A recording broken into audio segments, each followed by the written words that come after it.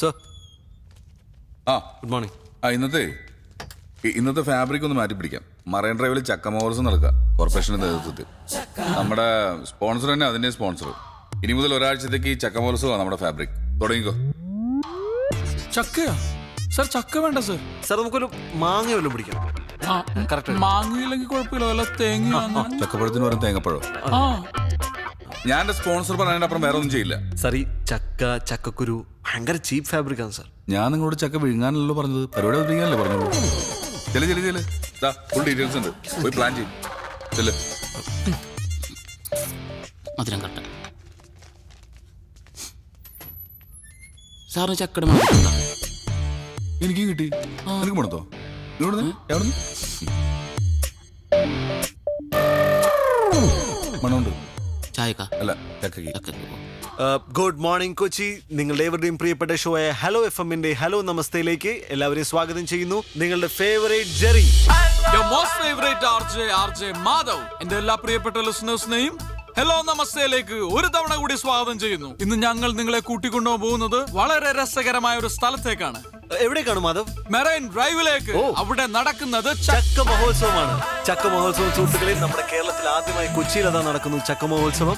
ചക്കയെ പറ്റി പറയുകയാണെങ്കിൽ ചക്ക മലയാളികളുടെ ഇഷ്ട വിഭവമാണ്. ചക്കയട, ചക്ക പായസം, ചക്ക അവിയൽ, ചക്ക വരട്ടിയത്, ചക്കത്തോരൻ, ചക്ക പുഴുക്ക്, ഇങ്ങനെ ഒരുപാട് രസകരമായ വിഭവങ്ങൾ നമ്മൾ ചക്കയിൽ നിന്നുണ്ടാക്കുന്നു. അതേപോലെ പറയാൻ വിട്ടുപോയ മറ്റൊരു കാര്യമുണ്ട്. മാധവന്റെ വൈഫ് പ്രിയ വളരെ നല്ലൊരു ബേക്കറാണ്. അവർ വളരെ നന്നായിട്ട് ചക്ക കേക്ക് ഉണ്ടാക്കുന്നതാണ്. അതെ, ബേക്കർ ആവുക എന്നുള്ളതും ചക്ക കൊണ്ട് കേക്ക് ഉണ്ടാക്കുക എന്നുള്ളതും അതൊരു ക്വാളിറ്റിയാണ്. ഒരുപക്ഷെ അത് കഴിക്കാനുള്ള ഭാഗ്യം എന്റെ പ്രിയപ്പെട്ട സുഹൃത്തിന് ഉണ്ടായിട്ടുണ്ടാവില്ല. നമുക്ക് മാറ്ററിലേക്ക് തിരികെ വരാം. ചക്ക മഹോത്സവം. അതിനോടനുബന്ധിച്ച് ഞാൻ ഏവരോടും റിക്വസ്റ്റ് ചെയ്യുകയാണ്, എല്ലാവരുടെയും വീട്ടിലൊരു ഒരു ചക്കക്കുരു നടുക. അതൊരു പ്ലാവാകട്ടെ, കേരളം ഒരു പ്ലാവളമാകട്ടെ. ചക്കക്കുരു നടുന്നതിന് മുമ്പ് നിങ്ങൾ ഒരു കാര്യം ആലോചിക്കുക.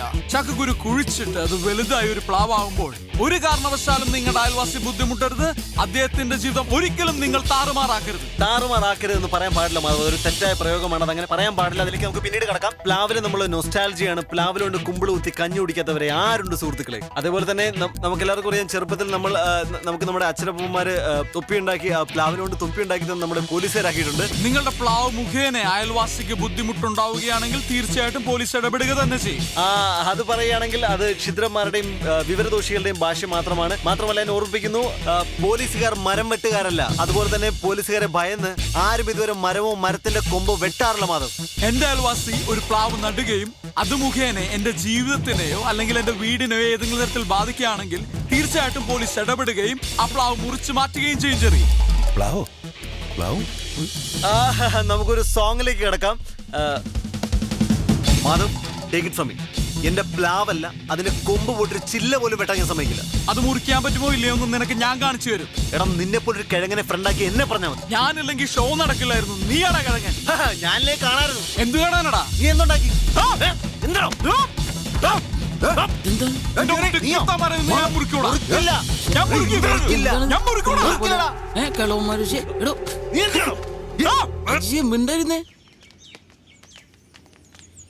മാധവ് ഇവിടെ നിന്നാ മതി. അതെന്താ കൂടെ വന്ന കണ്ട് മൂക്കി കെറ്റി കളയൂ? മുറിപ്പിക്കാൻ പറ്റുമെന്ന് ഞങ്ങളൊന്ന് നോക്കട്ടെ. അച്ഛൻ വാ, നിങ്ങൾ ഇവിടെ നിൽക്കേ. ഞങ്ങൾ പോയി.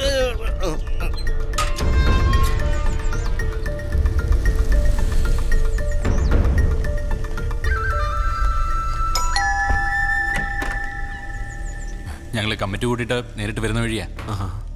ഇരിക്കൂ.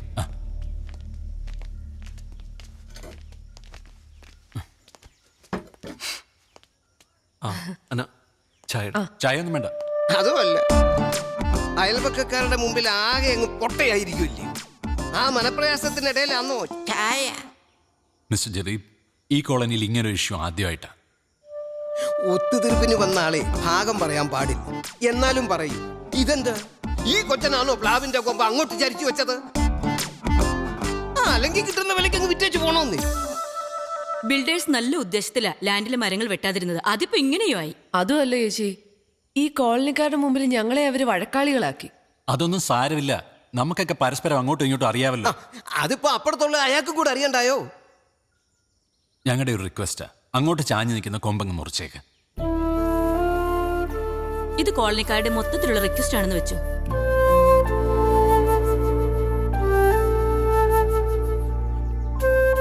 ഒരുത്തനെയും പേടിച്ചിട്ടൊന്നുമല്ല. നിങ്ങളോട് റെസ്പെക്ട് ഉണ്ടല്ലോ. മുറിച്ചേക്കാം. കൊമ്പല്ല മരം തന്നെ മുറിച്ചേക്കാം. Thank you Jerry, thank you. നമുക്കിറങ്ങാം.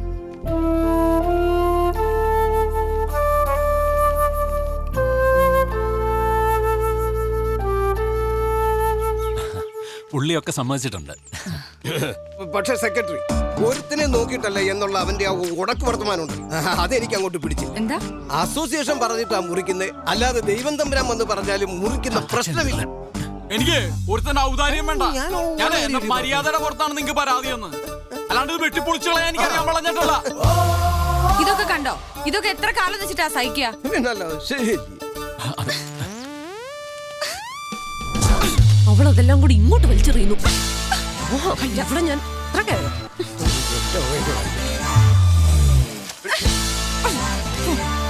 നീ ഇങ്ങോട്ട് മാറി. സെക്രട്ടറി, ഇപ്പൊ ഞാൻ പറഞ്ഞ ബാക്കി അങ്ങ് പിൻവലിക്കുക.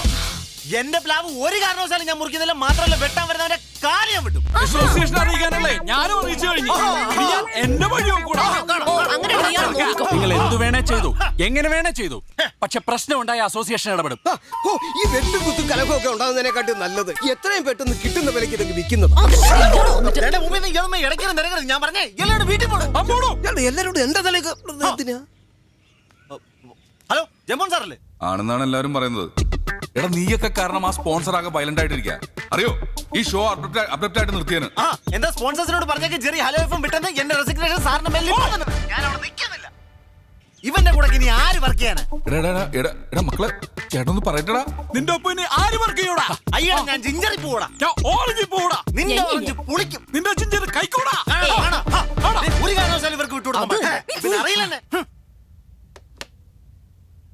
എന്താ നീ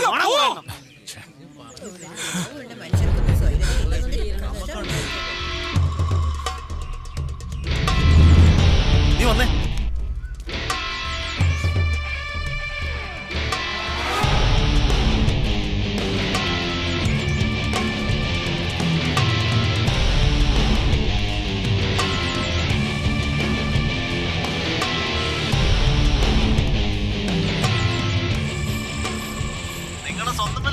അതെ, സ്വന്തം വില്ലകളാ.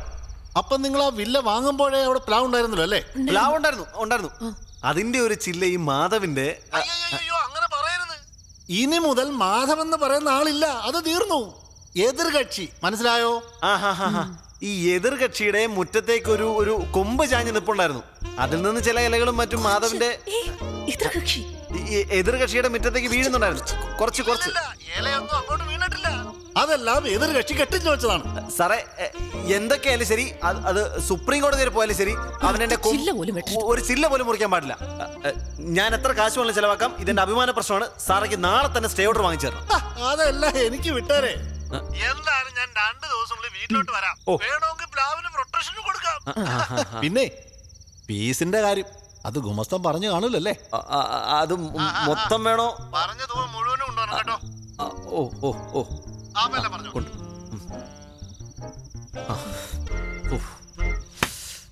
അങ്ങനെ അത് ജെറി, എന്തൊരു സൗണ്ട്? ഇടിയവൻ പ്ലാവ് മുറിക്കുന്നതാ. അയ്യോ,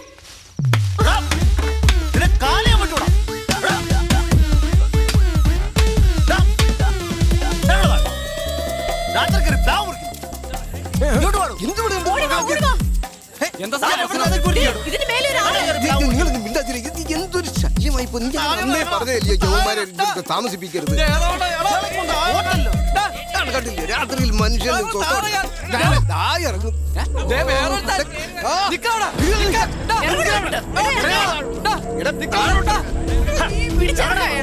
ഞാനിവിടെ ഇവിടെ താമസിക്കാൻ പറ്റില്ല.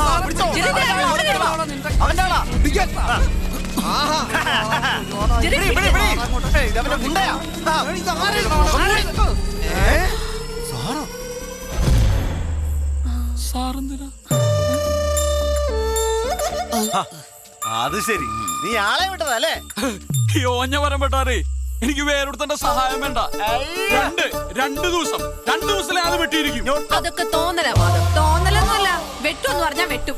അതെ, ആ കുട്ടി വെട്ടാത് നമുക്ക് പോലെ സഖി കെട്ടു. 2 കൂട്ടരും വീടും വിറ്റിച്ചു പോകുന്നതാ കോളനിക്ക് നല്ലത്.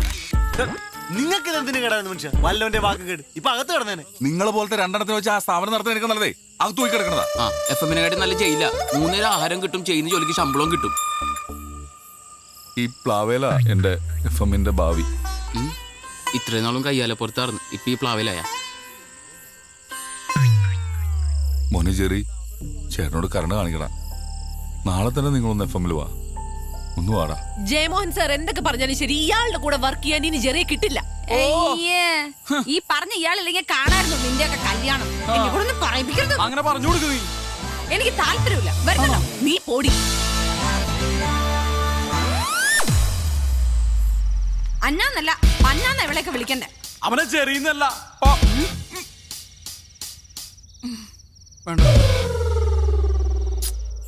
നല്ല ഉറുമ്പിന്റെ കടി കിട്ടിയിട്ടുണ്ട്. നീയിപ്പോ എന്ത് ചെയ്യടാ? ഭക്ഷണം കഴിച്ചിട്ട് വീട്ടിൽ പോ. എന്തേ വിശക്കണല്ലേ? ഓ അവിടെ ചെക്ക് എടുക്കൂലല്ലേ?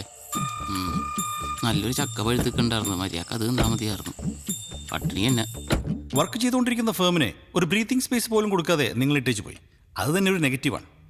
അതിലും വലിയ നെഗറ്റീവാണ് ഒരു ടീം സ്പ്ലിറ്റ് ആകുന്നത്. ജെറി മാധവ് ടീം അതൊരു അട്രാക്ഷൻ തന്നെയായിരുന്നു. പക്ഷേ മാധവ് ഒറ്റയ്ക്ക്. സാർ ഞാൻ ഒരു കാര്യം ഉറപ്പ് പറയാം. സാറിന്റെ FM സകല FM-നെ ബ്രേക്ക് ചെയ്യും. എനിക്കൊരു ട്രെയിനിങ്ങിനെ കൂടെ തന്നാ മതി. നമുക്ക് സൂപ്പർ സ്ലോട്ട് ഉണ്ടാക്കാം. ഇങ്ങനെ സ്ലോട്ട് ഉണ്ടാക്കാൻ കഴിവുള്ളവര് ഈ ഓറഞ്ച് FM-ൽ തന്നെ ഉണ്ട്. But I want your team, Jerry Madhav. Sorry sir, എത്ര രൂപ തരാമെന്ന് പറഞ്ഞാലും എനിക്കിനി മാധവന് വർക്ക് ചെയ്യാൻ പറ്റില്ല. I am sorry Madhav, I am sorry. Anyway thank you. Thank you sir. Thank you.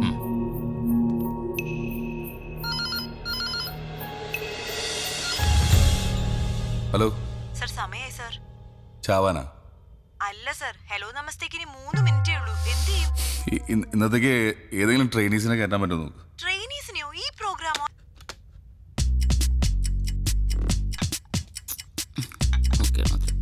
സാറേ ഇത് ആ പിള്ളേരൊക്കെ ആക്കി ടെൻഷനില്ല. 2 മിനിറ്റും കൂടി ഉള്ളൂ.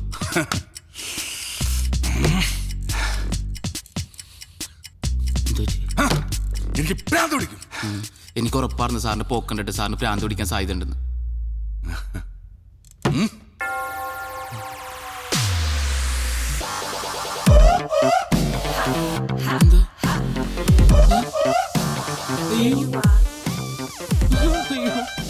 എന്നെ കൂടെ കൊണ്ടുപോകണം സാർ. കൊല്ലരുത് സാർ, ഭ്രാന്തായി തോന്നണ. സാർ കൂട്ടരുത്, ഞാൻ ഇതുവഴി പോയിക്കോളാം പ്ലീസ്. ചെറിയ സാർ ഞാൻ പോട്ടെ. എങ്ങോട്ട്? ഇതെന്താ?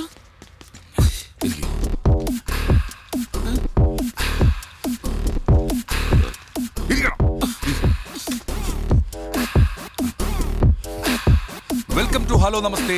ഇന്ന് നിങ്ങൾക്കൊപ്പമുള്ളത് 2 സർപ്രൈസ് ആർജേഴ്സ് ആണ്, ജയ് ആൻഡ് അബു. അബു? ഞാൻ ജയ്. എന്നോടൊപ്പം ആരാണെന്ന് ഞാൻ പറഞ്ഞു. ആരാണ്? അബു. അബു. അപ്പൊ നമ്മൾ തകർക്കല്ലേ? എന്തിനാ തകർക്കണത്? തകർക്കല്ല, പൊളിക്കല്ലേ? പൊളിക്കല്ലേ? പൊളിക്കെന്തിനാന്ന്? പൊളിക്കാം, നമുക്ക് ഇടിവെട്ടാക്കാന്ന്. എനിക്ക് പേടിയാണ് സാർ. ഈ അബുവിന്റെ കാര്യം എങ്ങനെയാണ്? എന്ത് പറഞ്ഞാലും പേടിയാവുന്നു എന്ന് പറഞ്ഞുകൊണ്ടേയിരിക്കും. എന്റെ അബു, ഈ ലോകത്ത് നമുക്ക് വേണ്ടത് ധൈര്യമാണ്. ധൈര്യം. ഈ ധൈര്യം വെച്ചുകൊണ്ട് നമ്മള് റെയിൽവേ ട്രാക്കിന്റെ ഫ്രണ്ടിൽ പോയിരുന്ന ട്രെയിൻ വന്നാ ചത്തോയില്ലേ? പോയില്ലേ? ഈ അബുവിന്റെ ഒരു കാര്യം. ഇനി ഹലോ നമസ്തേയിൽ ഒരുപാട് വിശേഷങ്ങൾ കേൾക്കാനുണ്ട്. ഒരു പാട്ട് കേട്ടതിന് ശേഷം നമുക്ക് മടങ്ങി വരാം. ഇവിടെ മനുഷ്യരുടെ ജീവൻ പറഞ്ഞ പോരാട്ടം നടക്കുക. അവിടെ തമാശ കളിക്കണം. ഇനി പേടിയാണ് ടെൻഷനാണെന്ന് പറഞ്ഞാണ്ടല്ലോ, നിനക്ക് തോന്നുന്നു പറഞ്ഞാൽ മതി. എടാ വിചാരിച്ചാൽ നടക്കാത്തൊരു കാര്യമില്ല. നിനക്ക് സാലറി കൂട്ടി വേണം. എനിക്കുള്ള സാലറി ഇപ്പൊ തന്നാ മതി. വേഗം ഇരുന്നോ. ഇന്ന് തന്നെ ഒരു സാലറി തരും. തരുമോ? ഓക്കെ. ഇരിക്കും. പറ്റിക്കരുതട്ടാ. പാട്ട് തീരാൻ പോകുന്നു. വെൽക്കം ബാക്ക് ടു ഹലോ നമസ്തേ. നമസ്തേ. ഹലോ, ഞാൻ അബു. കുറച്ച് നേരമായിട്ട് ചെയ്യുമ്പച്ചാ നിങ്ങൾ വെറുപ്പിച്ചോണ്ടിരിക്കണേന്ന് എനിക്ക് മനസ്സിലായി. ഞങ്ങൾ ഇങ്ങനെ തന്നെ തുടങ്ങാന്നൊരു അഭിപ്രായം ആദ്യം പറഞ്ഞത് ഞാനാണ് ജയ്മച്ചാനോട്. പക്ഷെ വളരെ സന്തോഷമുണ്ട് അല്ലേ, ഒന്നും പറയാൻ കിട്ടണില്ല. ഇവിടെ ഞാൻ ആദ്യം ചായയിട്ട് അല്ല ഇന്റർവ്യൂവിന് വരാൻ നേരത്ത്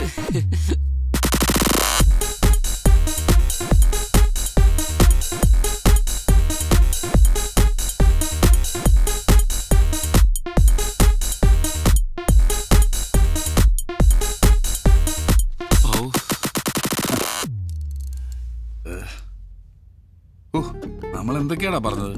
എനിക്കൊന്നും ഓർമ്മയൊന്നുമില്ല.